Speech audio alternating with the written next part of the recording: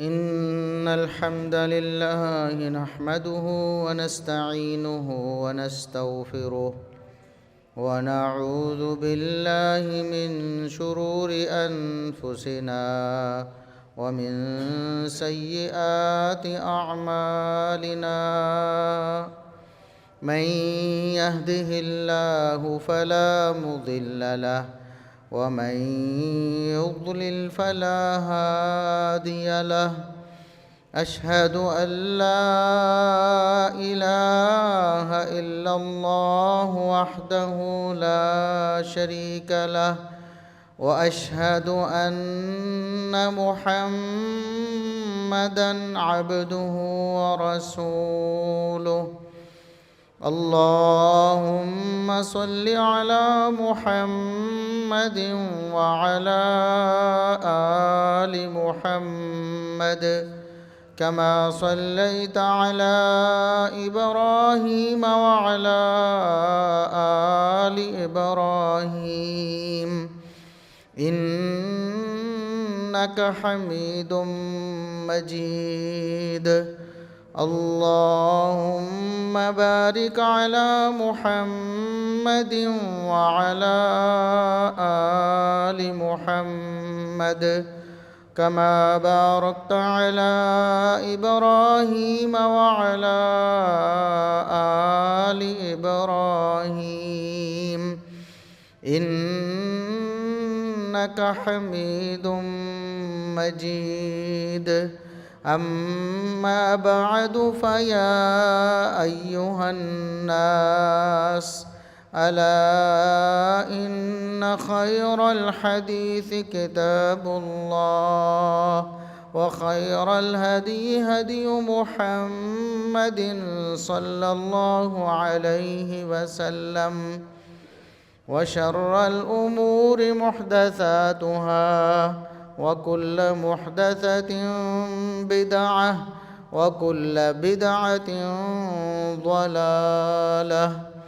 أعوذ بالله السميع العليم من الشيطان الرجيم من همزه ونفخه ونفثه. بسم الله الرحمن الرحيم. لا يستوي منكم من أنفق من قبل الفتح وقاتل أولئك أعظم درجة من الذين أنفقوا من بعد وقاتلوا وكلا وعد الله الحسنى واللہ بما تعملون خبیر. انتہائی قابل احترام بزرگوں، عزیز نوجوان ساتھیوں، معززات و مکرمات اسلامی ماں اور بہنوں، ہر قسم کی حمد و ثنا، تعریف و تمجید، کبریائی، بڑائی، رفعت و عظمت اللہ رب العزت کے لیے جو پوری کائنات کا خالق و مالک ہے. بے شمار لا تعداد بے حد و حساب درود و سلام پیغمبر آخر الزماں، محسن انسانیت، محسن کائنات جناب محمد الرسول اللہ صلی اللہ علیہ وسلم کی ذات اقدس پر. اسلامی مہینوں میں سے رجب کا مہینہ وہ جاری ہے، بلکہ نصف سے زیادہ گزر چکا ہے. آج 18 تاریخ ہے رجب کی، اور رجب ان شرف والے 4 مہینوں میں شامل ہے جن کے بارے میں قرآن کریم میں اللہ رب العزت نے فرمایا منہا اربعۃ حرم. 12 اسلامی مہینوں میں سے 4 مہینے حرمت والے ہیں، ان کا زیادہ احترام کرنا ہے باقی مہینوں کی نسبت. تو رجب انہی مہینوں میں سے ایک مہینہ ہے. 3 مہینے تو مسلسل ہیں، 2 اسلامی سال کے آخری مہینے، ایک پہلا مہینہ اور ایک رجب. تو رجب کا مہینہ حرمت والا مہینہ ہے، اس مہینے کا خاص احترام ہے. اور باقی مہینوں کی طرح اس مہینے میں بھی کچھ تاریخی واقعات رونما ہوئے، کچھ تاریخی اور اسلامی شخصیات، ان کی شہادتیں، ان کی وفاتیں، ان کی پیدائشیں وہ اس مہینے میں ہوئی ہیں۔ ہم کسی شخصیت کا پیدائش کا یا وفات کا دن منانا اس کو جائز نہیں سمجھتے، نہ ہم مناتے ہیں، نہ خصوصی طور پر ان کی پیدائش کے دن یا ان کی پیدائش کے مہینے میں کوئی خاص پروگرام ہم درست سمجھتے ہیں۔ البتہ بسا اوقات ایسے ہوتا ہے کہ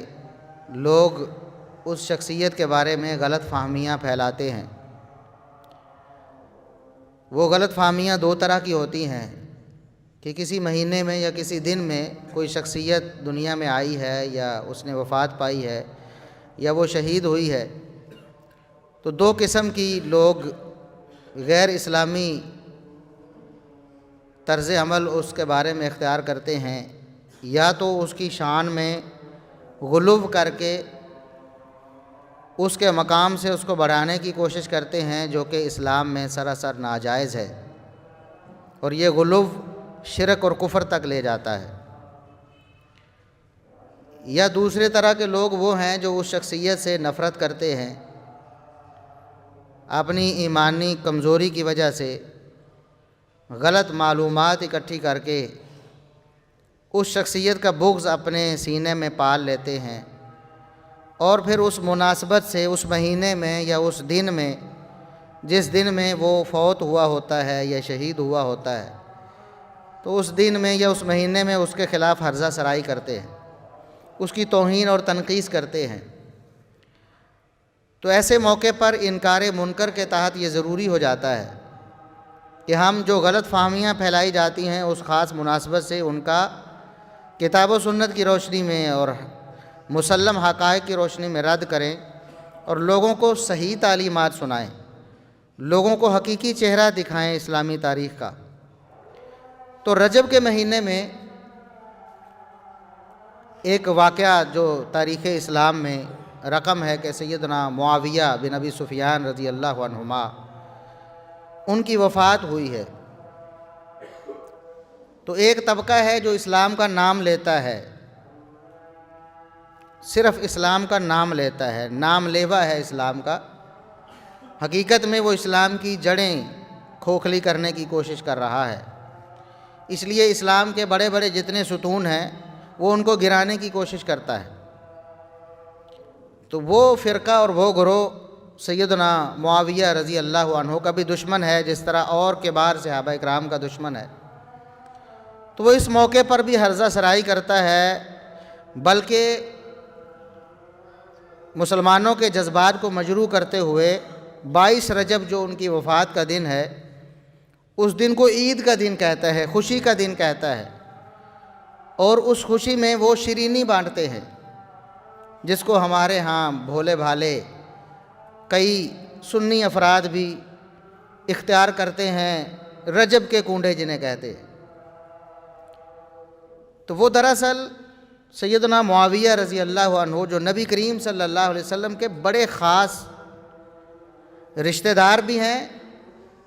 نسبی اعتبار سے دیکھیں، خونی اعتبار سے دیکھیں تو قریشی ہیں، نبی کریم صلی اللہ علیہ وسلم کے خاندان سے ہیں، اور اوپر کی پشتوں میں نبی کریم صلی اللہ علیہ وسلم کے آباء و اجداد سے ان کے آباء و اجداد مل جاتے ہیں۔ ایک ہی خاندان کے چشم و چراغ، محمد الرسول اللہ صلی اللہ علیہ وسلم کے خاندان کے چشم و چراغ۔ اور دوسری نسبت ان کی رشتہ داری وہ سسرالی رشتہ داری ہے، یعنی نبی کریم صلی اللہ علیہ وسلم کی ایک زوجہ محترمہ ہیں سیدہ ام حبیبہ رضی اللہ عنہا، ان کے یہ بھائی ہیں، یعنی برادر نسبتی بھی ہیں نبی کریم صلی اللہ علیہ وسلم کے، اور ان کے والد گرامی سیدنا ابو سفیان رضی اللہ عنہ وہ نبی کریم صلی اللہ علیہ وسلم کے سسر ہیں۔ تو یوں کئی رشتہ داریاں بھی ہیں، اور پھر اسلامی جو کارنامے ہیں ان کے، نبی کریم صلی اللہ علیہ وسلم کی زبانی جو بشارتیں ہیں ان کے لیے، جن کا میں کچھ تذکرہ کروں گا، وہ الگ ہیں۔ تو اتنا ایک جلیل القدر صحابی، اتنا عظیم المرتبہ صحابی، نبی کریم صلی اللہ علیہ وسلم کا پیارا، اس کی وفات پہ خوشیاں منانے والے اور مٹھائیاں بانٹنے والے، رجب کے کونڈوں کے نام سے ایک بدعت جاری کرنے والے، تو ایسے لوگوں کا اسلام سے بھلا کیا تعلق ہو سکتا ہے؟ وہ اسلام اور مسلمانوں کے کتنے خیر خواہ ہو سکتے ہیں؟ آج کسی کا باپ فوت ہو جائے آج کے دور میں، اس کی خوشی میں اگر کوئی مٹھائی بانٹ دے، اس کی خوشی میں اگر کہے کہ فلاں میرا دشمن تھا وہ مر گیا ہے، میں اس کی خوشی میں مٹھائی بانٹ دیتا ہوں، تو لوگ اس کو کتنی نفرت سے دیکھتے ہیں کہ یار مرنے پر تو دشمنوں کو بھی معاف کیا جاتا ہے، تو یہ اس کے مرنے پر خوشی منا رہا ہے، اس کو حقارت آمیز نظروں سے دیکھا جاتا ہے۔ تو سیدنا معاویہ رضی اللہ عنہ جو نبی کریم صلی اللہ علیہ وسلم کے خاص رشتہ دار اور آپ کے جلیل القدر صحابی ہیں، جن کے اسلام کے لیے بے شمار کارنامے ہیں، ان کے بارے میں اگر کوئی ایسا طرز عمل اختیار کرتا ہے تو آپ بتائیں کہ مسلمانوں سے اور اسلام سے اس کا کیا تعلق رہ جاتا ہے؟ اور یہ کوئی ایسی ہوائی بات نہیں ہے کہ جو میں زبانی طور پر آپ کے سامنے پیش کیے جا رہا ہوں۔ اس سے پہلے گزشتہ سالوں میں باقاعدہ حوالے پیش کر چکا ہوں، اور اگر کسی کو وہ چاہیے ہوں تو انشاءاللہ ہم حاضر ہیں۔ اس فرقے کی خاص اور معتبر کتابوں میں ان کے بڑے علماء نے، جن کو وہ امام، محدث، فقیہ، مفسر کہتے ہیں، انہوں نے یہ بات لکھی ہے اپنی کتابوں میں کہ یہ دن 22 رجب سیدنا معاویہ رضی اللہ عنہ کا ان کی وفات کا دن ہے، اور اس پر ہم خوشی مناتے ہیں، اور نعوذ باللہ ان کو وہ بڑے گندے گندے القاب دے کر ذکر کرتے ہیں کہ ان کی وفات کی خوشی میں ہم مٹھائیاں بانٹنے ہیں، اور اس دن ہم خوشی کا اظہار کرنا اور سرور کا اظہار کرنا، اس کو ہم عبادت سمجھتے ہیں۔ لیکن ہمارے بھولے بھالے سنی بھائیوں کو جو بھی باتوں میں لگاتا ہے اس کے ساتھ لگ جاتے ہیں۔ کوئی خاص فرقے ہیں، کھانا پینا ان کا ترہ امتیاز ہے، ان کی ہر عبادت میں کھانے پینے کا بہت دخل ہے، تو ان کو بس انہوں نے کھانا پینا دکھایا کہ یہ دیکھیں یہ رجب کے کنڈے ہوتے ہیں، ٹھوٹھیاں بھری جاتی ہیں، مٹی کے برتن بھرے جاتے ہیں اور بانٹے جاتے ہیں، تو انہوں نے خوشی خوشی اس کو قبول کر لیا۔ انہوں نے نہیں دیکھا کہ اس کا پس منظر کیا ہے، ان کو ایک جھوٹی کہانی بھی گھڑ کے سنا دی کہ یہ جناب امام جعفر صادق کے کنڈے ہیں، حالانکہ امام جعفر صادق رحمہ اللہ تعالی ان کی نہ یہ پیدائش کا دن ہے نہ ان کی وفات کا دن ہے، ان کی تو کوئی مناسبت بنتی ہی نہیں اس رجب کے مہینے سے اور نہ ان کنڈوں سے۔ اور جنہوں نے اس بدعت کو شروع کیا ہے انہوں نے خود لکھا ہے کہ ہم کس خوشی میں یہ کام کرتے۔ اگر آپ نے غلط فہمی میں اس کو اپنا بھی لیا، پھر آپ کو حقیقت پتہ چل گئی کہ یہ تو ہمارے اسلام کے بڑے بڑے ہیرو جو ہیں ان کی وفات کی خوشی میں ایسا کر رہے ہیں، تو اس کے بعد بھی اگر آپ اس پر جاری رہتے ہیں تو پھر آپ کو اپنے ایمان کی خیر منانی چاہیے۔ تو سیدنا معاویہ رضی اللہ عنہ نبی کریم صلی اللہ علیہ وسلم کے بڑے جلیل القدر صحابی ہیں۔ جیسا کہ میں نے عرض کیا کہ خاندانی طور پر نبی کریم صلی اللہ علیہ وسلم کے خاندان قریش سے تعلق رکھتے ہیں، اور قریش اتنا معزز اور معتبر قبیلہ ہے کہ خود محمد الرسول اللہ صلی اللہ علیہ وسلم نے فرمایا، صحیح مسلم کی حدیث ہے کہ اللہ رب العزت نے جس طرح مجھے تمام دنیا والوں پر فضیلت اور فوقیت دی ہے، اسی طرح میرے خاندان قریش کو بھی اللہ رب العزت نے پوری دنیا کے سارے خاندانوں پر فضیلت اور فوقیت دی ہے۔ تو سیدنا معاویہ رضی اللہ عنہ دنیا کے سب سے معتبر خاندان سے تعلق رکھتے ہیں، جو محمد الرسول اللہ صلی اللہ علیہ وسلم کا خاندان، اور اس کے ساتھ ساتھ نبی کریم صلی اللہ علیہ وسلم سے رشتہ داری آپ صلی اللہ علیہ وسلم سے تو صرف نسبت ہی کافی ہو جاتی ہے، امتی ہونے کی نسبت ہی کافی ہے۔ ہم اس پر فخر کرتے ہیں کہ ہمیں محمد الرسول اللہ صلی اللہ علیہ وسلم کی نسبت حاصل ہے، اور جنہیں نبی کریم صلی اللہ علیہ وسلم کی یہ نسبت اور اس کے ساتھ ساتھ اور نسبتیں بھی حاصل ہو جائیں، ان کی شان اور ان کے مقام کا کیا کہنا ہے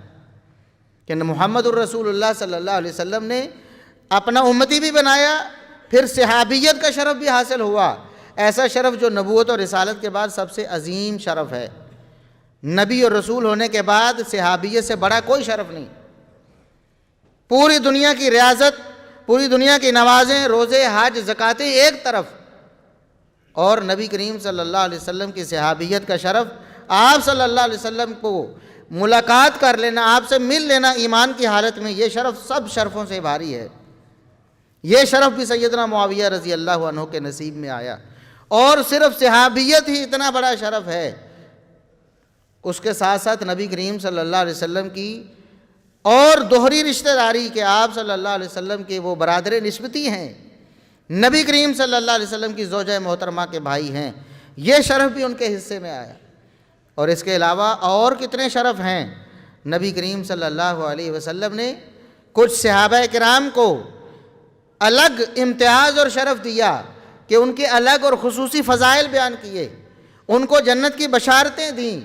تو سیدنا معاویہ رضی اللہ عنہ بھی ان خوش نصیبوں میں صحابہ میں شامل ہیں جن کو جنت کی بشارتیں محمد الرسول اللہ صلی اللہ علیہ وسلم کی زبانی مل چکی ہیں۔ آپ صلی اللہ علیہ وسلم نے جس طرح فرمایا کہ اہل بدر وہ خوش نصیب ہیں، اس کائنات میں اللہ رب العزت نے ان کو یہ اعزاز دیا ہے کہ اللہ رب العزت نے فرمایا کہ آج کے بعد جو مرضی کرتے رہیں، میں نے انہیں پہلے ہی معاف کر دیا ہے۔ جو بھی بدر کے غزوے میں شامل ہوا صحابہ میں سے، اس کو یہ شرف حاصل ہو گیا کہ اللہ رب العزت کی اور رسول اللہ صلی اللہ علیہ وسلم کی گارنٹی اسے مل گئی کہ اس کے بعد جو مرضی کرتا رہے اس کے لیے جنت پکی ہو چکی ہے۔ بالکل اسی طرح کی خوشخبری اور اسی طرح کا اعزاز، اسی طرح کا شرف محمد الرسول اللہ صلی اللہ علیہ وسلم نے سیدنا معاویہ رضی اللہ عنہ اور دیگر صحابہ کرام کو بخشا۔ وہ اس طرح کہ محمد الرسول اللہ صلی اللہ علیہ وسلم نے اللہ کی وحی سے ایک پیش گوئی فرمائی، ایک خوشخبری مسلمانوں کو سنائی کہ ایک وقت آنے والا ہے کہ ابھی عرب کے ایک علاقے میں اسلام موجود ہے، عرب کے ایک علاقے میں اسلام موجود ہے۔ اللہ رب العزت اسلام کی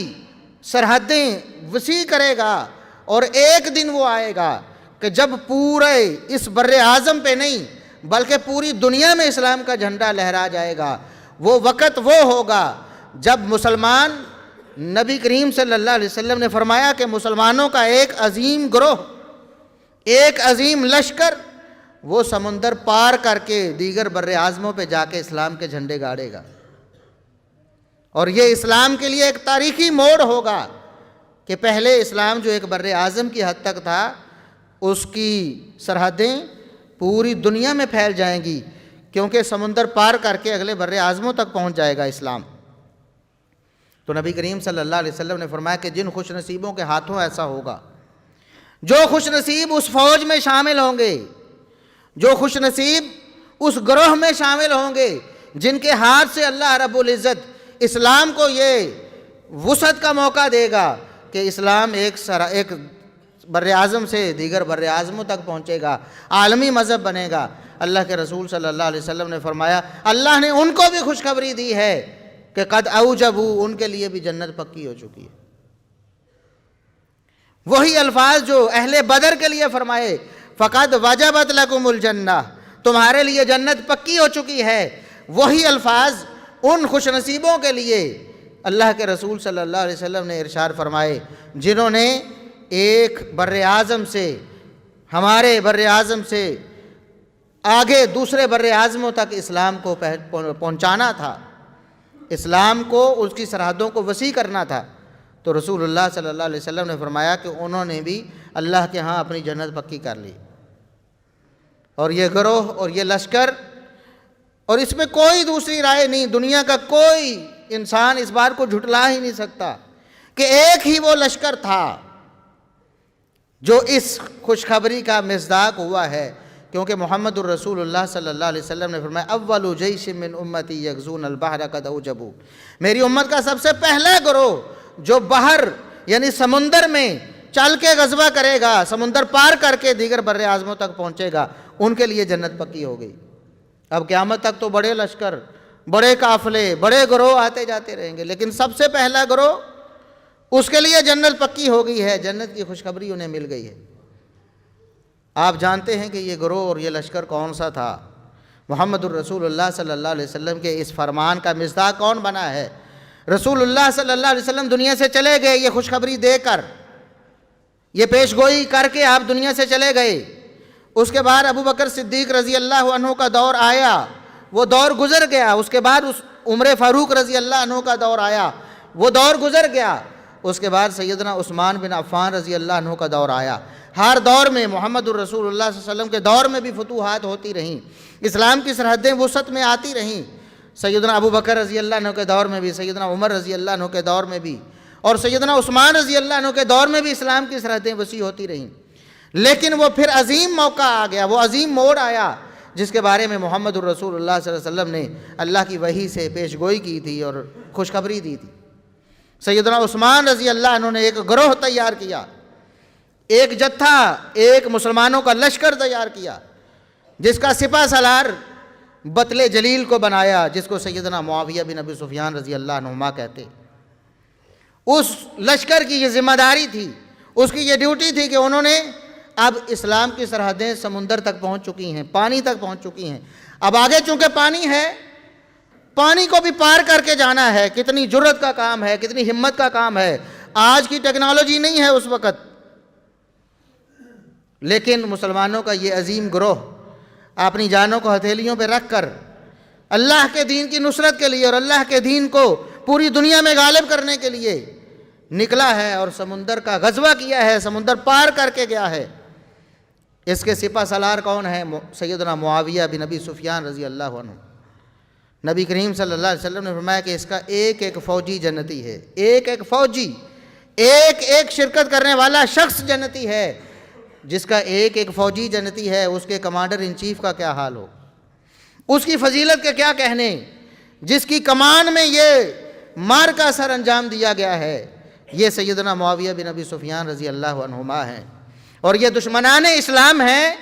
اسلام کے اتنے بڑے ہیرو، جس نے اسلام کو ایک بر اعظم سے نکال کے عالمی مذہب بنایا ہے، اس قصور کی پاداش، اس کو وہ غلطی سمجھتے ہیں، اس کو قصور گردانتے ہیں کہ اسلام کیوں اس کی سرحدیں وسیع ہوئی ہیں۔ اس قصور کی پاداش میں سیدنا معاویہ رضی اللہ عنہ کی وفات پر خوشیاں مناتے ہیں اور مٹھائیاں بانٹتے ہیں۔ بتائیں کہ ایسے بدبختوں کا اسلام سے کیا تعلق ہے؟ وہ کیسے مسلمان ہیں جو اتنے بڑے ہیرو اس کی قدر کرنے کی بجائے اس کو برا بھلا کہتے ہیں، اس کو گالیاں دیتے ہیں، اس کے خاندان کو بدنام کرنے کی کوشش کرتے ہیں، جو حقیقت میں محمد الرسول اللہ صلی اللہ علیہ وسلم کا خاندان۔ آپ سنتے رہتے قصے کہانیاں، جھوٹی داستانیں لوگوں نے گھڑی ہوئی ہیں۔ ابھی پاکستان بنے ہوئے 1 صدی بھی نہیں ہوئی ہے، پون صدی ہوئی ہے، کو 75 سال کے قریب عرصہ گزرا ہے، تو پاکستان اور اس کے بنانے والے قائد اعظم محمد علی جناح کے بارے میں عجیب و غریب نظریات لوگوں میں رواج پائے گئے ہیں، اختلاف ہو گیا ہے، شخصیت کے مختلف زاویے دکھائے جا رہے ہیں۔ کوئی کہتے ہیں کہ محمد علی جناح نے ایک اسلامی ملک بنایا تھا، وہ اس کو ایک اسلامی ریاست بنانا چاہتے تھے، اور دوسرا ایسا گروہ ہے سیکولر ٹائپ دانشوروں کا جو باقاعدہ کالم لکھتے ہیں اخباروں میں، جو باقاعدہ تقریریں کرتے ہیں، اور وہ کہتے ہیں کہ قائد اعظم محمد علی جناح نے ایک سیکولر ملک بنایا تھا۔ یہ بحث بڑے عرصے سے چھڑی ہوئی ہے۔ اگر 1 صدی سے پہلے بھی اتنا اختلاف ہو سکتا ہے ایک شخصیت کے بارے میں، تو پھر جس کو 1400 سال گزر گئے ہوں، اس کے بارے میں لوگوں نے کیا کیا نہیں گھڑ لیا ہوگا، کیا کیا غلط فہمیاں نہیں پھیلائی ہوں گی، کس کس قدر جھوٹ نہیں بولے ہوں گے۔ تو سیدنا معاویہ بن ابی سفیان رضی اللہ عنہما ایک بہت بڑے ہیرو ہیں اسلام کے، نبی کریم صلی اللہ علیہ وسلم کے جلیل القدر صحابی ہیں، لیکن لوگوں نے دشمنی میں، وہی دشمن جو مدینہ میں محمد الرسول اللہ صلی اللہ علیہ وسلم کے تشریف لے آنے پہ پریشان ہو گئے تھے، یہ عبداللہ بن ابی اینڈ کمپنی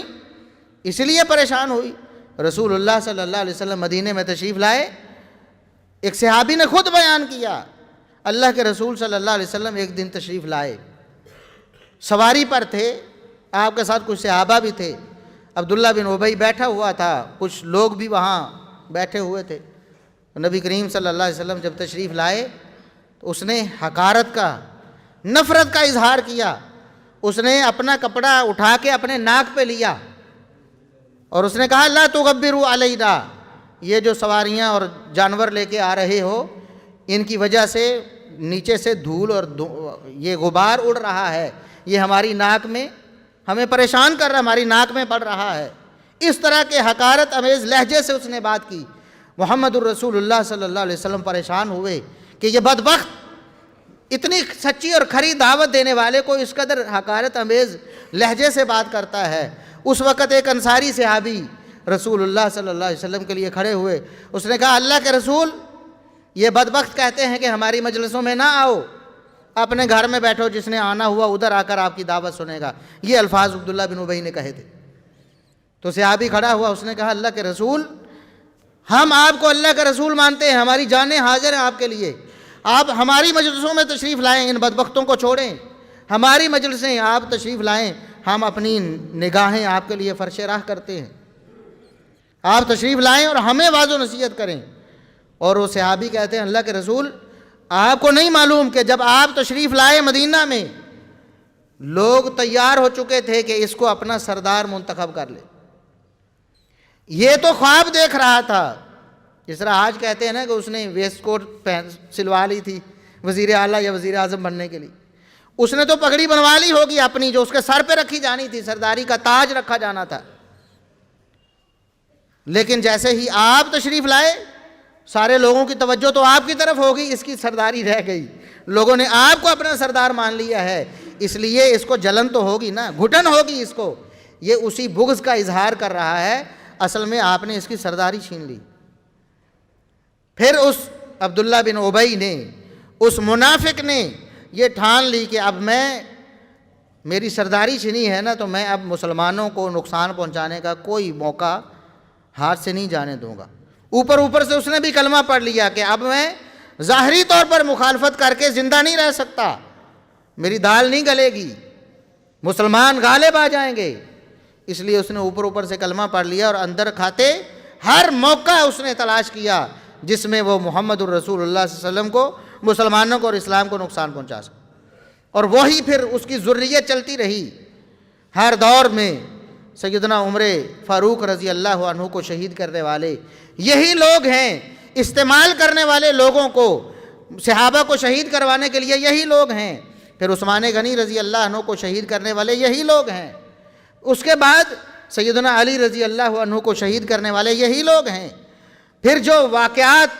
بڑے اندوہناک واقعات اسلامی تاریخ میں رونما ہوئے ہیں، پیچھے آپ کو اگر آپ تحقیق کریں، واقع اسلامی تاریخ کے طالب علم بنے، تو آپ کو پورا ان کا عمل دخل نظر آئے۔ انہوں نے کوئی موقع ہاتھ سے نہیں جانے دیا، ہر موقع پر اسلام کو نقصان پہنچانے کی کوشش کی۔ اس سے بڑا اسلام کو نقصان کیا ہو سکتا ہے کہ اسلام کے جو بڑے بڑے ہیروز ہیں، جنہوں نے سب کچھ اسلام کے لیے قربان کر دیا، تن من دھن، ابو بکر ہیں، عمر ہیں، عثمان ہیں، علی ہیں، طلحہ و زبیر ہیں، سعد و سعید ہیں، بدر والے، احد والے، بیت رضوان والے، فتح مکہ والے، جن کے کارنامے ہیں اسلام کے لیے، ان کو بدنام کرنا شروع کر دو۔ اس سے بڑا نقصان کیا ہو سکتا ہے؟ اسلام کی بنیادوں کو ڈھانا ہو تو ان اسلام کے ستونوں کو نقصان پہنچانا شروع کر دو۔ ان کو یہ بات سمجھ آ گئی تھی۔ اس وقت بھی وہ کہتے تھے صحابہ کرام کے بارے میں، عبداللہ بن ابی اینڈ کمپنی، منافقین کا قول اللہ نے قرآن میں نقل کیا ہے، انہیں کہا جاتا تھا کہ تمہارا اسلام اور ایمان اللہ کو قبول نہیں ہے، اوپر سے مسلمان نہ بنو، اس طرح مسلمان بنو جس طرح ابو بکر، عمر، عثمان و علی بنے ہیں، یہ حقیقی مسلمان ہیں، تم نے ایمان لانا ہے تو ان کی طرح لاؤ۔ آگے سے صحابہ کی توہین کرتے تھے یہ منافقین۔ کیا کہتے تھے؟ کہتے تھے ہم ان بیوقوفوں کی طرح ایمان لیں، نعوذ باللہ ثم نعوذ۔ یہ ہمیشہ سے ان منافقین کا طریقہ رہا ہے کہ صحابہ کی دشمنی پر اترتے ہیں، ان کے خلاف زبانیں دراز کرتے ہیں، صحابہ کرام کو گالیاں دیتے ہیں، ان کی توہین اور تنقید کرتے ہیں۔ اور سیدنا معاویہ رضی اللہ عنہ تو ایک جلیل القدر صحابی ہیں، ان کی تو اتنی خدمات ہیں، 40 کے قریب نبی کریم صلی اللہ علیہ وسلم کے وہ صحابہ ہیں جو آپ صلی اللہ علیہ وسلم پر نازل ہونے والی وحی کو اللہ کے رسول صلی اللہ علیہ وسلم کے حکم سے لکھا کرتے تھے۔ 40 کے قریب وہ علماء امت نے گن کر دیے ہیں، ان کے نام لکھے ہیں، جن میں ابو بکر، عمر، عثمان و علی بھی شامل ہیں۔ یہ کاتبین وحی ہیں۔ رسول اللہ صلی اللہ علیہ وسلم پر وحی نازل ہوتی تو آپ صلی اللہ علیہ وسلم اسے لکھوایا کرتے تھے، جو بھی کاتب وحی قریب ہوتا اس کو بلاتے اور آپ لکھواتے تھے۔ اور حدیث میں واضح الفاظ موجود ہیں، مسند احمد میں الفاظ موجود ہیں کہ رسول اللہ صلی اللہ علیہ وسلم نے ایک دن پیغام بھیجا سیدنا معاویہ رضی اللہ عنہ کو بلانے کے لیے، عبداللہ ابن عباس کو بھیجا رضی اللہ عنہما کو، فرمایا عبداللہ بن عباس معاویہ رضی اللہ عنہ کو بلا کر لاؤ۔ اور انہوں نے بتایا کہ نبی کریم صلی اللہ علیہ وسلم کو ان سے ضروری کام تھا، اور انہوں نے بتایا کہ وہ ضروری کام کیا تھا، وَكَانَ يَكْتُبُ الْوَحْيَ، وہ اللہ کے رسول صلی اللہ علیہ وسلم پر نازل ہونے والی وحی لکھا کرتے تھے۔ کتنا عظیم الشان یہ مقام اور مرتبہ ہے کہ رسول اللہ صلی اللہ علیہ وسلم اللہ کی وحی پر جن کو امین بنائیں، جن پر اعتبار کر کے ان کو لکھوائیں تاکہ وہ ہمیشہ کے لیے محفوظ ہو جائے، ان میں انتخاب سیدنا معاویہ رضی اللہ عنہ کا بھی ہوا ہے۔ یہ کاتب وحی ہیں، اتنے عظیم الشان صحابی ہیں، ان کی دشمنی پر جو اترتا ہے وہ حقیقت میں اسلام کا دشمن ہے، وہ اسلام کا خیر خواہ نہیں۔ تو ان کی وفات کی خوشی میں جو کنڈے، رجب کے کنڈے بانٹتا ہے، مٹھائیاں بانٹتا ہے، فرحت اور سرور کا اظہار کرتا ہے، اس کا اسلام سے کتنا تعلق ہو سکتا ہے؟ کل قیامت کو محمد الرسول اللہ صلی اللہ علیہ وسلم کو کیا منہ دکھائے گا؟ حوض کوثر پہ کیا منہ لے کر جائے گا؟ محمد الرسول اللہ صلی اللہ علیہ وسلم کے سامنے یہ منہ لے کر جائے گا کہ رسول اللہ صلی اللہ علیہ وسلم کے پیارے کو، آپ کے کاتب وحی کو، آپ کے خاص رشتہ دار کو، آپ کے برادر نسبتی کو گالیاں دیتا رہا ہے، ان کے ایمان پہ حرف اٹھاتا رہا ہے؟ یہ منہ لے کر جائے گا قیامت کو؟ ایسے لوگ محمد الرسول اللہ صلی اللہ علیہ وسلم سے حوض کوثر کے مستحق نہیں ہو سکتے۔ ایسے لوگوں کو دور سے ہی روک لیا جائے گا جو محمد الرسول اللہ صلی اللہ علیہ وسلم کے قریبی ساتھیوں کے دشمن بن گئے تھے۔ اللہ رب العزت نے قرآن میں صحابہ کرام کا دفاع کیا ہے اور محمد الرسول اللہ صلی اللہ علیہ وسلم کو تاکید کی کہ اے میرے رسول، ان صحابہ سے آپ نے کبھی منہ نہیں موڑنا، یہ آپ کے مخلص ہیں، یہ آپ کے لیے جانیں دینے کے لیے تیار ہیں، یہ اسلام کے لیے مخلص ہیں، اسلام کے لیے یہ مار کے مارتے ہیں، آپ ان پر ہمیشہ نظر شفقت رکھا کریں، کبھی بھی آپ نے نظر رحمت کو ان سے موڑنا نہیں ہے۔ یہ اللہ رب العزت قرآن میں فرما رہا ہے۔ اور آج جو ان ہستیوں کے خلاف ہی زہر اگلنے لگے، جھوٹی تاریخ کی داستانیں لا کر کبھی نام پہ اعتراض کرتے ہیں، جی معاویہ کا نام فلاں فلاں ہے، اس کا معنی یہ ہے، کہتے ہیں معاویہ کا معنی ہے برا، برا معنی ہے، اور بدبختو تم نے رسول اللہ صلی اللہ علیہ وسلم پر اعتراض کیا ہے۔ رسول اللہ صلی اللہ علیہ وسلم جس صحابی کا نام دیکھتے کہ مناسب نہیں ہے اس کو بدل دیتے تھے، اور اس احادیث میں واضح طور پر کئی ایک صحابہ کرام کا نام بدلنا رسول اللہ صلی اللہ علیہ وسلم سے ثابت ہے، کئی ایک صحابہ کرام کا۔ لیکن معاویہ رضی اللہ عنہ کا نام آپ نے بدلا، ہمیشہ اسی نام کو لے کر بلاتے تھے، پیار سے، محبت سے دعائیں کی ہیں اسی نام کو لے کر، اللہم علم معاویۃ الکتاب والحساب وقہ العذاب، اے اللہ معاویہ کو کتاب کا بھی علم دے دے، حساب کا بھی علم دے دے، معیشت دان بنا دے معاویہ کو، اور اے اللہ اس کو میری دعا ہے کہ اس کو عذاب سے بچا لے۔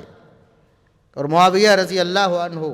جس نام کو لے کر محمد الرسول اللہ دعائیں کرتے رہے صلی اللہ علیہ وسلم، محمد الرسول اللہ صلی اللہ علیہ وسلم معاویہ رضی اللہ عنہ کے لیے دعائیں کر رہے تھے، اللہم اجعلہ ہادیا مہدیا واہد بہ، اے اللہ انہیں ہدایت یافتہ اور ہدایت کنندہ بنا دے، پوری کائنات کے لیے ہدایت کا منبع بنا دے معاویہ کو۔ یہ ہیں معاویہ رضی اللہ عنہ۔ جو لوگ کہتے ہیں کہ ان کا نام غلط تھا، ان کے نام کا معنی غلط ہے، ہم اہل بیت کے افراد، ان کے خاندان میں ان کے چشم و چراغوں کے بہت سے نام پیش کرتے ہیں، انہی لوگوں کی کتابوں میں سے جو لوگ اعتراض کرتے ہیں، اس کے بعد بتائیں کہ اگر یہ نام غلط تھا تو اہل بیت نے اپنے بچوں کا یہ نام کیوں رکھا، اور اس نام کی شخصیت اگر غلط تھی تو اس تاریخی شخصیت پہ انہوں نے اپنے بچوں کے نام کیوں رکھے؟ جس طرح ابو بکر و عمر، عثمان کے نام رکھے ہیں اہل بیت نے، اسی طرح معاویہ کے نام رکھے ہیں اہل بیت نے، اپنے بچوں کے، اپنے لاڈلوں کے نام معاویہ رکھے ہیں۔ پھر کہتے ہیں جی انہوں نے نعوذ باللہ، ان کی والدہ نے غزوہ احد کے موقع پر سیدنا حمزہ رضی اللہ عنہ کا کلیجہ چبایا تھا۔ یہ ہم پیچھے بڑی تفصیل سے بیان کر چکے ہیں، بہت بڑی گپ ہے، یہ جھوٹی داستان ہے، اس کا حقیقت سے کوئی تعلق نہیں ہے۔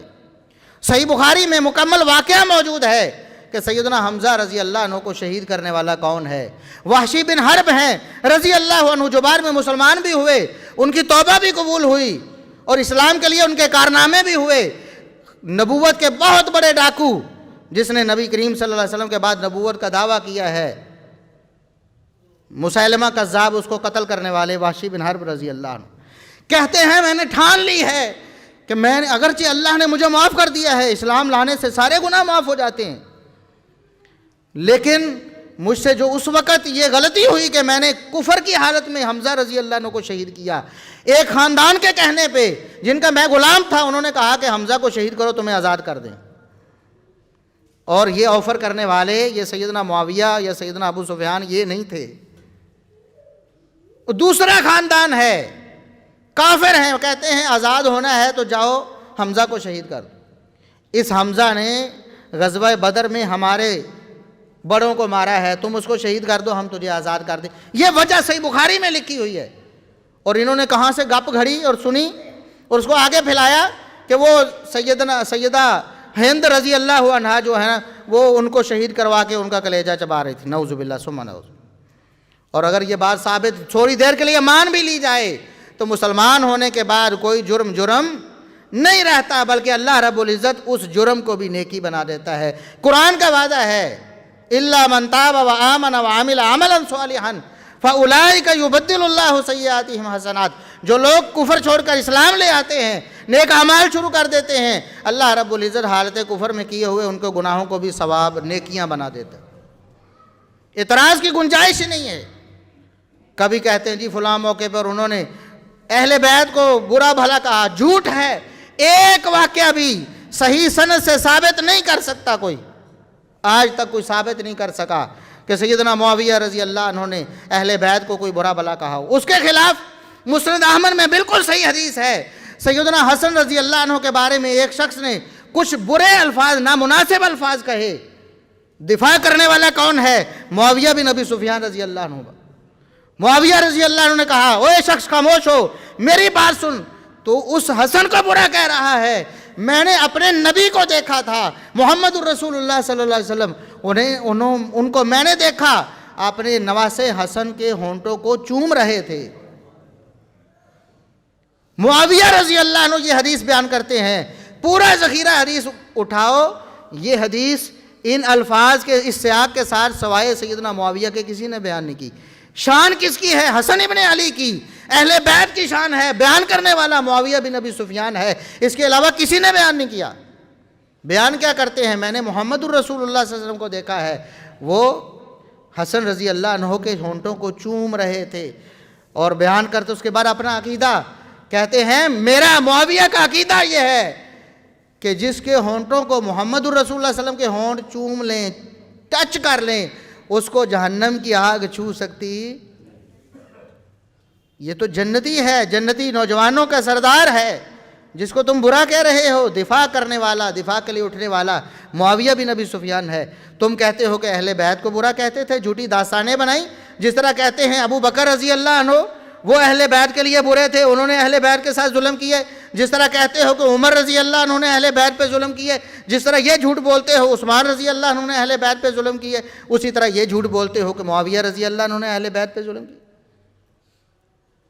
اللہ رب العزت سے دعا ہے کہ اللہ رب العزت ہمیں سمجھنے اور عمل کرنے کی توفیق عطا فرمائے۔ وآخر دعوانا ان الحمد للہ رب العالمین۔